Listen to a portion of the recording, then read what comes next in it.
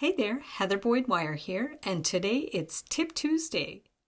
Today I'm making butterfly bead earrings, and the hooks are a combination of French style shepherd's hooks and kidney style earring hooks.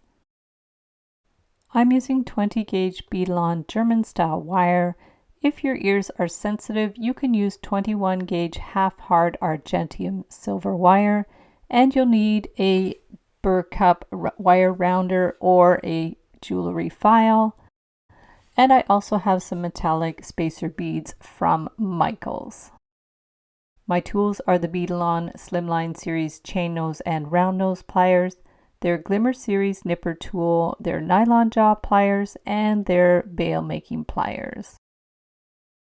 We will start with about 3 inches of the 21 gauge argentium wire or the German style wire and bend it at about the 1 inch point with the bail making pliers. We will separate them and finish that loop, bending the wire out perpendicular and doing the same on the other side in the opposite direction. Now we can just stick on a little 4mm bead, give it a little press with the nylon jaw pliers, flatten it out a little bit. We're going to do them both in the same way. Add our bead to the other one.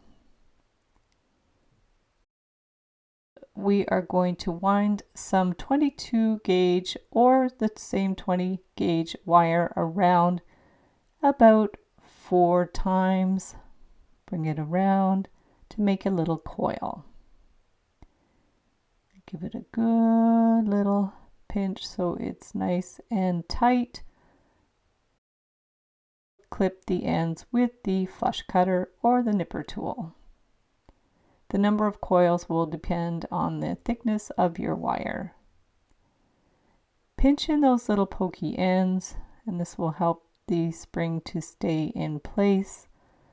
You can compress it if there's any spaces in the spring. Now bend the wire out at an angle just above the spring. Using the bail making pliers, curve the wire around to form the hook and smooth it with your thumb just to bring it out in a bit of a curve. Adjust it as you need. There's the hook. And now with the round nose pliers, we will bend the end between about 1/8 and 1/4 inch and clip it. Straighten it out. We'll clip the hook to the right length. Use the wire rounder, the burr cup tool, to file the end so it's soft. You can also use a jewelry file. Just rotate that around to soften up the edge.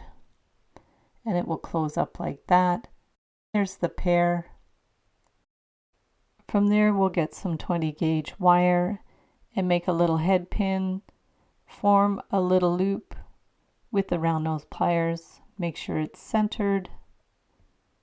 Give it a little pinch with the flat nose pliers. And we can put on our butterfly bead.